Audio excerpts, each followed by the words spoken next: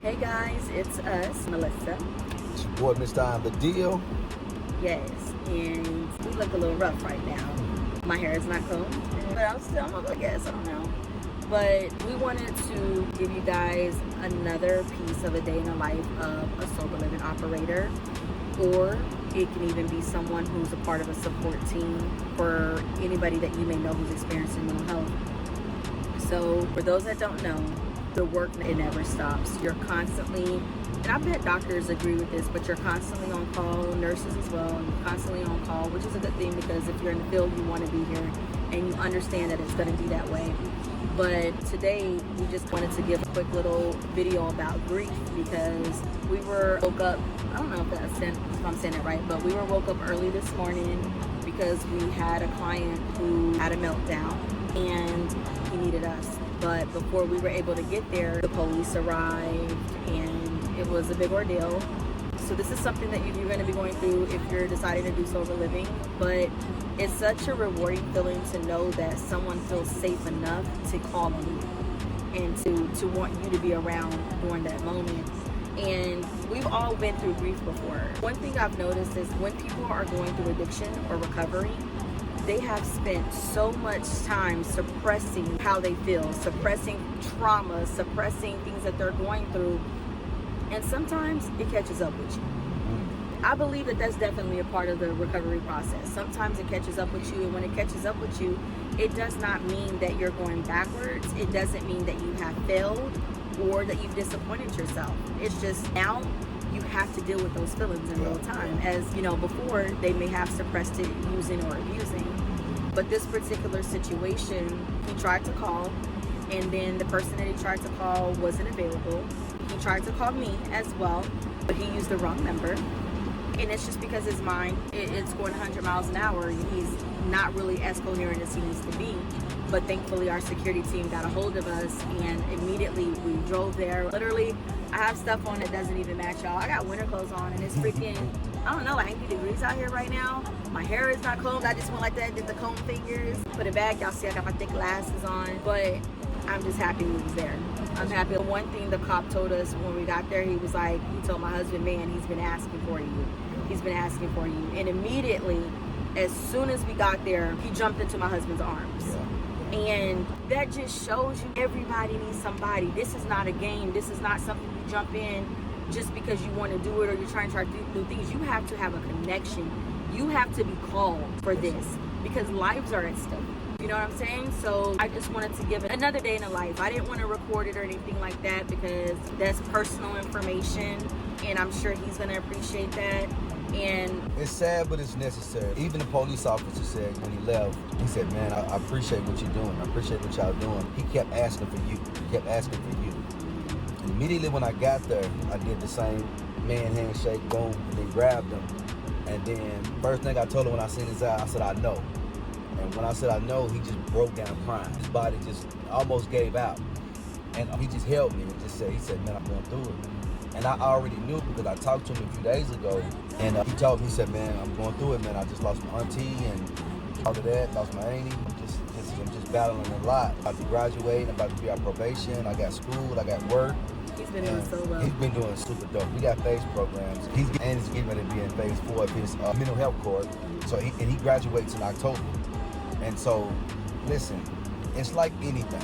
When you're right there at the end, you see the finish line or you see the end of your journey or the task, whatever you want, you know what I'm saying? You play sports and you got that 2-minute warning. When that 2-minute warning hit and the pressure really sets in. I got 2 minutes to give it all that I got, all or nothing. I got 2 minutes, a 2-minute warning meant I got 2 minutes. I got to go super duper hard. But that's like that for everybody and it's like that in life. You know what I'm saying? I need y'all to understand that when y'all close to y'all breakthrough, it's gonna be like the darkest hours is right before the dawn. You know what I'm saying? And I want y'all to understand that if you don't have a support system, find you a support system. Sad to say, sometimes support system may not be your blood, but you need to have a family. You know what I'm saying? You don't have to be blood to be family. And make sure you have that support system. So the police officer kept saying it and he kept asking for it. So when I got there, he was able to release, and I'm gonna say this real quick too. For the men, it's hard for us to be vulnerable because sometimes when we show vulnerability, other people look at it as weakness. So we're real protective of who we're vulnerable around. And even if you're around somebody, you still have a level of vulnerability that you even want to show because you don't want nobody feeling like you quote unquote weak. But for him, when he seen me, he was able to let go because I was a safe space. You see what I'm saying? And I knew that. And even the police officers, you can tell that they probably seen it, but they're not used to seeing that. You know what I'm saying? So that connection and that love, you actually got somebody who care about this person. And it was real, it was a dope situation because it's always rewarding for me, I'm saying, as a man to be able to help another man. You know what I'm saying? And especially another man of color. I'm sorry I gotta say that. Because at times we have it hard because we gotta be so tough on so many levels. You know what I'm saying? On so many levels, we gotta be tough. We gotta be, I can say tough, we gotta be strong. I didn't use the word tough, that tough guy shit. I don't really do that tough guy shit. But we gotta be strong. You know what I'm saying? On so many different levels, every day. We're on edge because life is life. So, long story short, he had a meltdown. You know what I'm saying? And before he did anything great, he called on his team. Yes. He called on his village. Yes.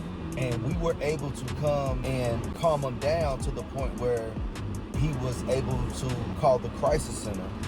And the crisis center came out. Grand, shout out to Grand. They came out, and with it being an amazing team. Miss Susan, Mr. Tim, y'all did an amazing job today. Y'all did. And they were able to, since it wasn't violent, the police couldn't make him go, but they had to wait till Grand got there and let him know that it was a voluntary thing. It was optional. The police had to hear that Grand say, he's okay, we're going to take him. And let me tell y'all one thing too. One of the things that had him at high anxiety is the fact that he's on probation and he thought that he was going to violate his probation if he went and got help. And he thought he was going to lose his job if he went and got help. And he thought he was going to lose his housing with us if he went into treatment. We insured him. I don't give a fuck about none of that. Part my friends. Go take care of you. It's not like you relapsed and you just done something crazy and you beat somebody up and you did that. You had a meltdown. It was a no violations at all. Yeah. So I said, bruh, don't worry about home. Home is home. Good. Don't worry about your job. We're gonna call your job. Don't worry about breaking parole because we're gonna call your parole officer. We're gonna let them know that you had a meltdown. Instead of you doing something dumb and breaking the law, you called on your village. Yes. You see what I'm saying? I almost said amen. I feel like I'm in church right now because that's it. You know what I'm saying? So yes. I want y'all to, if y'all getting in this space, please listen to me. Go in. If you're not the person for that role, put somebody in that position for that role that can connect with the people, talk with the people, be case managers. You know what I'm saying? Get that support that they need. If you're just the investor, hell, be the investor. Listen, we're investors too. We just so happen to be on so many different levels of investments. It's not just real estate. We invest in people as well. Yeah. So I wish y'all to understand that. And that's not me downing nobody. I'm just saying if you're going to get in this space, put people in position that can handle the day-to-days and deal with the people. You see what I'm saying? And we don't like doing this all day. I'm saying handling all of the roles, don't get me wrong. We love what we do. We don't want to be in every role because it's a business. You got levels, you got roles. Yeah. And we don't. We have all of our people in place. Like I mentioned yesterday, you know, our team, our business runs without us. Yeah. But there are parts, like you guys may have heard us mention before, that this is very personal for us. So do I think I would ever be completely hands-off? No, because I don't choose to be. There gotta be somebody out there that cares more than just about money. Even if it's a phone call, my bad. Yeah, it's just, this is where I'm connected. This is my purpose. This is where my anointing lies. So did I have to wake up on a Saturday morning? Could I have had my other house manager or different people do it? Absolutely. But they called us. And when we're asked for by name, we're gonna show up. Because imagine the one person who shows up for you. What if that person wasn't around? Who's gonna do it? Who's gonna care enough? Who's gonna love you enough? And it always makes me think about, and I might say this wrong, do not hold me to this verbatim, but it always, every time I think about what we do, I always think about how in the Bible it says that Jesus go back for that one person. He'll leave the 99 for that one person. I'm not gonna get emotional, but can you imagine how many times he came back for you? So if I am called on and this is God's angel, I'm gonna show up. That's what serving is. That's what it's about. And I'm just happy and thankful that we was able to be available and be a part of that. And also just tell y'all, as housing operators, if this is the business that you're in, know the signs. Grief does not always look like sadness. Grief can also look like high anxiety. It can look like depression. It can look like anger. Everybody grieves in their own way, and that's actually one of the things he said to the cops. This is me grieving. He couldn't even find the words. He said, I don't know how to say this. I said, and then Melissa was like, you're grieving. He's like, that's what I was looking for. That's what They're carrying pain that they don't, or they're learning how to process without the influence. All right, so I just want to encourage you out there, if y'all don't have a protocol in place for what happens or what happens in the case of, then you better get your stuff in order. Yeah, please. You better get your stuff in order, because the last thing you want to do is be responsible and have that blood on your hands that you're responsible for a decision that was made bad because they didn't have a support team, or a decision that was made bad because you wasn't available. If you're not available, who is? You better figure it out. But anyways, we just want to say, just so y'all know, he is getting treatment right now. We've talked to him 3 times since. The agency has also contacted us.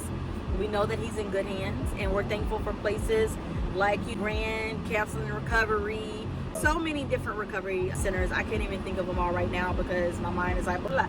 But we're just thankful for those people who are dedicating their lives to helping those in need and helping the forgotten, or the ones that has made decisions that was so hard on their families, because that happens too. They burn bridges, or their family has tapped out because they've done them wrong so many times. We get it. We understand. We get it. It is what it is. A person can only take so much. So I do get it, and I don't blame any of the family that's not around or anything like that. Everybody has their reasons for what they do. But I'm happy that there's people in place that can come in and fill those gaps. So shout out to all the doctors, all the nurses, the lawyers. Matter of fact, shout out to the 2 police officers that did their thing today. Because when I tell you, they showed up and showed out and did a great job, and it was 1 black one and 1 white one. And they worked perfectly well together. And they were respectful. They handled it so well. I wish I would have got their names, but I didn't get their names. I should have. But they did a good job, and we're thankful for those who do a good job and love what they do, because that means everything. So before I leave out today, I just want to ask anybody, have you guys ever experienced, well, not have you ever experienced grief, but when you experienced grief, what were some things that you did to help you get through those moments? All right, talk to y'all later. And remember, share, subscribe. Moments is what everybody needs to hear, because we don't only just drop these videos for operators, but we drop these videos for family members that's going through, saying somebody that's dealing with recovery, that's in recovery. We get it. We got some family members that's going through recovery, and sometimes people write them off. And it's not a bad thing, but you got to remember, you're dealing with real people on the recovery side, and you got the family members that's dealing with the person that's going through recovery. So everybody is going through some form of mental, but listen, it's going to take a village. And for those who just throwing people away, I get it. You try to help somebody 1,000 times. But if you can, reach out to those centers, reach out to recovery homes, reach out to counselors, reach out to therapists that can help with that as much as you can. Again, I get it. My family members know, I know. You got family members that's going through that shit right now. You know what I'm saying? But just when they're tired, they'll let you know. Or you'll see when they're tired. And sometimes it's too late, and that looks like overdose. But what you can do while you can, do it. Y'all stay safe.